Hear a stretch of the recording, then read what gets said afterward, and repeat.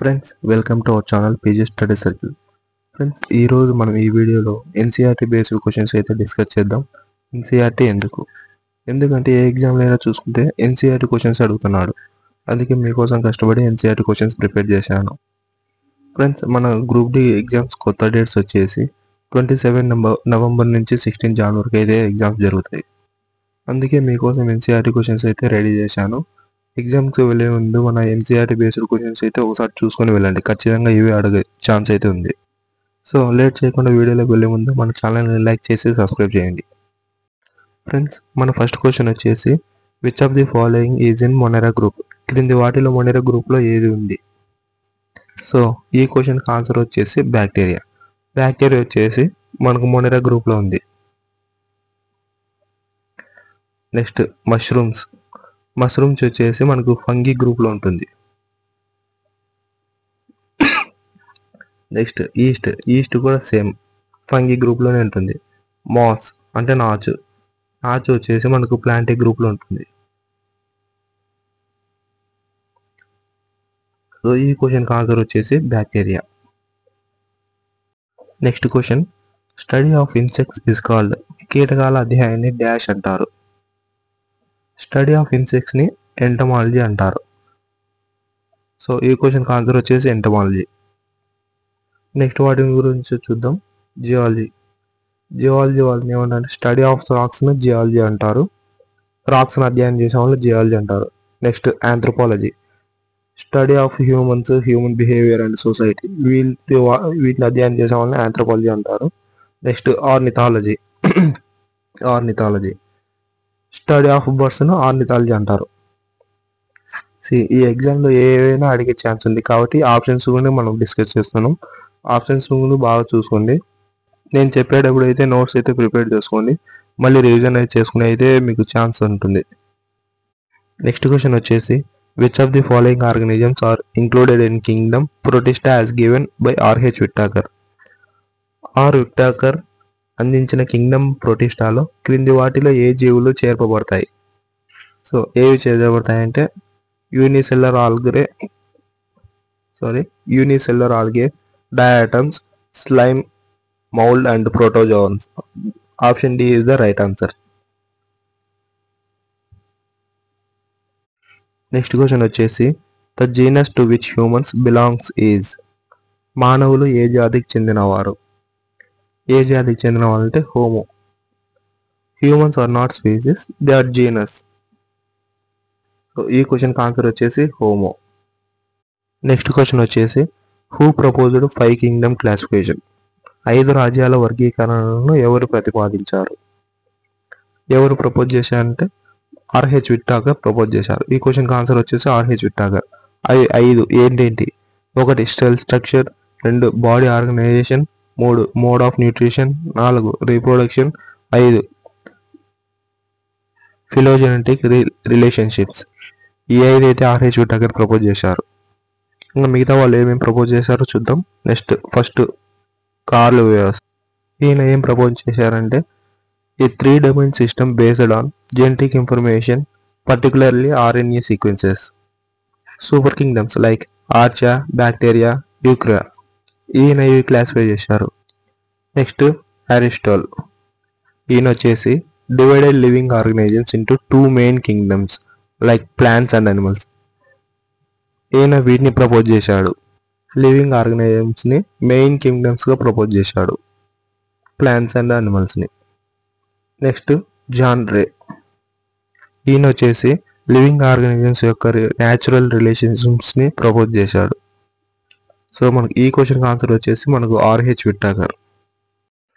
Next question వచ్చేసి which of the following is the non green heterotrophic plant?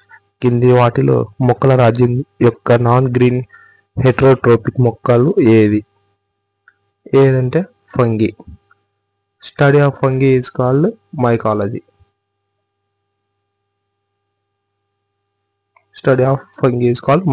ఇది కూడా main important. Next question వచ్చేసి who is called father of taxonomy? వర్గీకరణ పితామహుడు అని ఎవరిని పిలుస్తారంటే కార్ల్ లిన్నేయస్. ఈ క్వశ్చన్ ఆన్సర్ వచ్చేసి Carl Linnaeus. Next Bentham and Hooker వచ్చేసి famous for classification of seed plants. Next Engler వచ్చేసి ఫేమస్ బోటనిస్ట్. నెక్స్ట్ ఈచ్లర్ వచ్చేసి జర్మన్ బోటనిస్ట్. ఈయన developed new system of classification of plants to reflect concept of evaluation. ఈయన ఇది propose చేశాడు. So ఈ question answer వచ్చేసి curl Linnaeus. Next question వచ్చేసి what is the mycology A study of. Mycology అంటే దేనికి సంబంధించిన అధ్యయనం. ఇది మనం ప్రీవియస్ క్వశ్చన్స్ డిస్కస్ చేసాం. ఇది మీరే ఆన్సర్ చేయాలి. దీనికి ఒక 5 seconds టైం ఇస్తున్నా.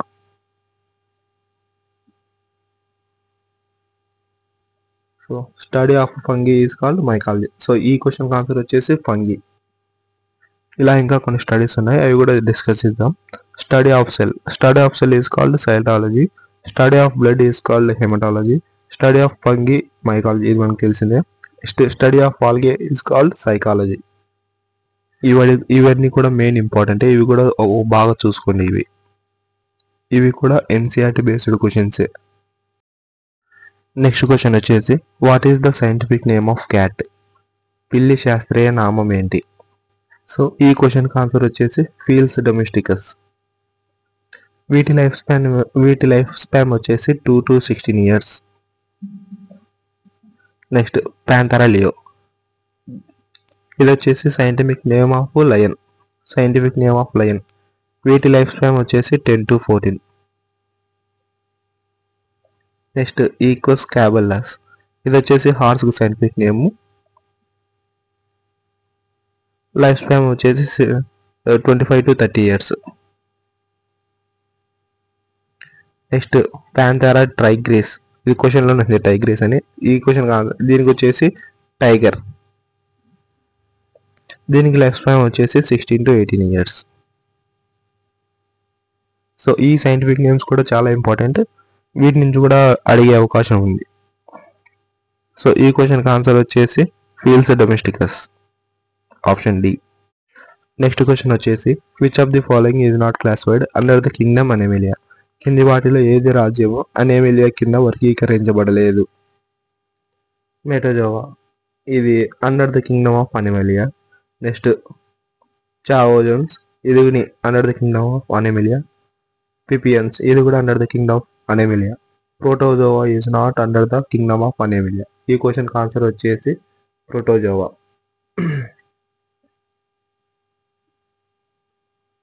Option D is the right answer. Next question వచ్చేసి the longest cell in the human body is. మానవ శరీరంలో పొడవైన కణం ఏది. ఇది చాలా సింపుల్, ఇవన్నీ మనకు తెలిసింటే. ఈ క్వశ్చన్కి ఆన్సర్ వచ్చేసి neurons is the longest cell in human body. Next question వచ్చేసి rough endoplasmic reticulum looks rough under the microscope because of the attachment of the which one of the following is cell organelles to its surface. R ER సూక్ష్మదర్శిని క్రింద కఠినంగా కనిపిస్తుంది, ఎందుకంటే ఈ క్రింది వాటిలో ఏ కణ అవయవాలు దానికి ఉపరితలానికి జత చేయబడతాయి. దేనికంటే రైబోజోమ్స్. ఈ క్వశ్చన్కి ఆన్సర్ వచ్చేసి రైబోజోమ్స్. ఆర్ఈఆర్ వచ్చింది కాబట్టి ఆర్ఈఆర్ గురించి కొంచెం డిస్కస్ చేద్దాం. ఆర్ఈఆర్ చూడడానికి రఫ్గా అండ్ హార్డ్గా ఉంటుంది. రైబోజోమ్స్తో నిండి ఉంటుంది. It has filled with ribosomes. అందుకే దీన్ని వచ్చేసి రఫ్ ఎండోప్లాస్మిక్ రెటికులం అంటాం.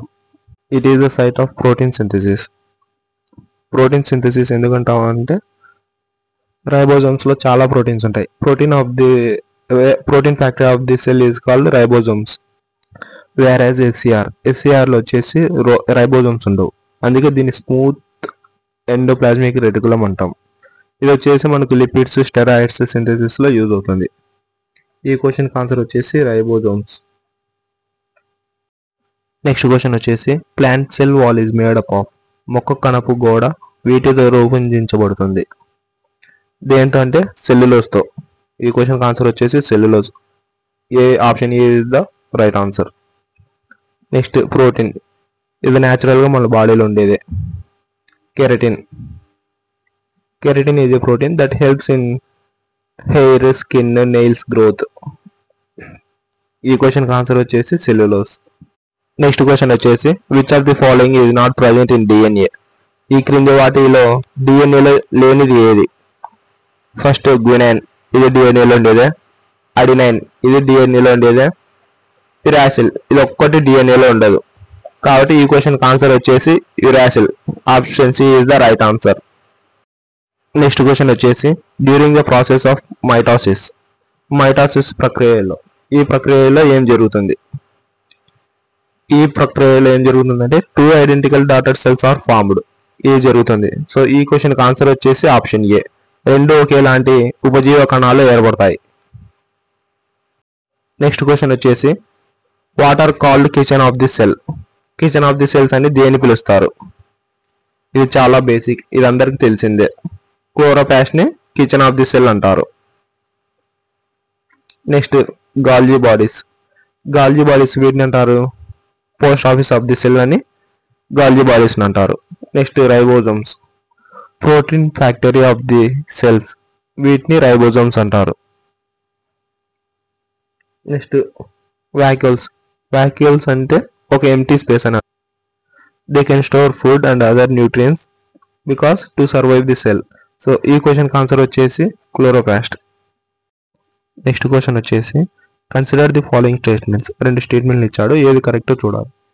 ఈక్రియోటిక్ cells are cells without a nucleus and are found in single cell organisms. ఇది రాంగే. Next prokaryotic cells or cells that contains a nucleus and they are found mainly in multicellular organisms. ఇది కూడా రాంగే. Which of the statements given above is correct. So ఎందుకు wrong కూడా చెప్తాను. First దాంతో eukaryotic లో విత్ న్యూక్లియస్ ఉంటుంది. With nucleus.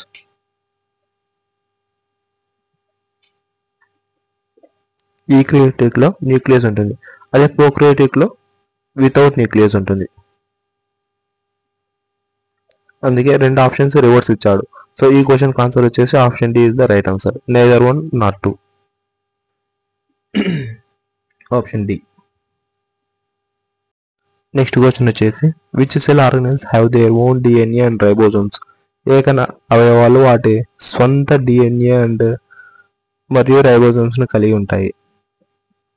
ఏంటంటే mitochondria and plastids. Mitochondria and plastids ను కలిగి ఉంటాయి. ఈ క్వశ్చన్ ఆన్సర్ వచ్చేసి ఆప్షన్ బి.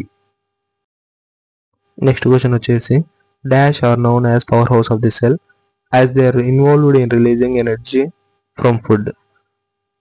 డాష్ సెల్ యొక్క పవర్ హౌస్ అని పిలుస్తారు ఎందుకంటే అవి ఆహారం నుండి శక్తిని విడుదల చేయడంలో పాల్గొంటాయి. ఏవి? మనకు తెలిసిందే. మైటోకాండ్రియాను power house of the cell అని అంటారు. సో ఈ క్వశ్చన్ ఆన్సర్ వచ్చేసి ఆప్షన్ సి మైటోకాండ్రియా. మైటోకాండ్రియాను power house of the cell అంటారు. Next lysosomes. Lysosomes suicidal bags of the cell అంటారు.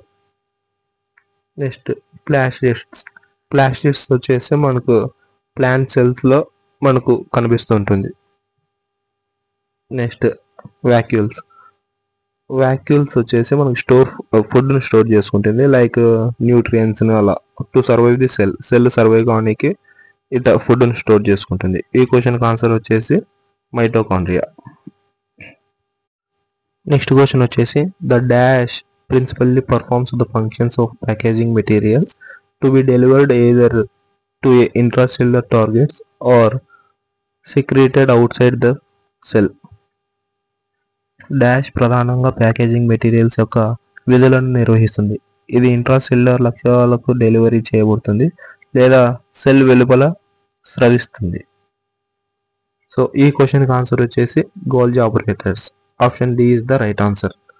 They are mostly found in near the nucleus. Nucleus దగ్గరగా ఇవి కనబడుతుంటాయి గోల్జీ ఆపరేటర్స్. సో ఈ question answer వచ్చేసి option D. So friends ఇక్కడతో ఈ questions అయితే కంప్లీట్ అయ్యాయి. ఇది పార్ట్ 1 మాత్రమే. నెక్స్ట్ మరుసటి రోజు మళ్ళీ పార్ట్ 2తో మళ్ళీ మీ ముందుకు వస్తాను. మీకోసం ఇంత కష్టపడుతున్నందుకు మన ఛానల్ని ఒకసారి లైక్ చేసి సబ్స్క్రైబ్ చేయండి. మన వీడియోస్ని చూస్తున్నారు కానీ సబ్స్క్రైబ్ చేయట్లేదు. సో మన ఛానల్ని ఒకసారి లైక్ చేయండి, సబ్స్క్రైబ్ చేయండి, షేర్ చేయండి. సో ఎగ్జామ్స్కి వెళ్ళే ముందు మన ఛానల్లోని వీడియోస్ని ఒకసారి చూసి వెళ్ళండి. మీకు చాలా యూజ్ అవుతాయి ఇవి. మీకు ఏమైనా డౌట్ ఉంటే కామెంట్ సెక్షన్లో కామెంట్ చేయండి. నెక్స్ట్ వీడియోలో మీకు రిప్లై ఇస్తాను. సో ఈ పీడిఎఫ్ మీకు కావాలంటే కామెంట్ సెక్షన్లో పీడిఎఫ్ అని కామెంట్ చేయండి, టెలిగ్రామ్లో అప్లోడ్ చేస్తాను. Thanks for watching.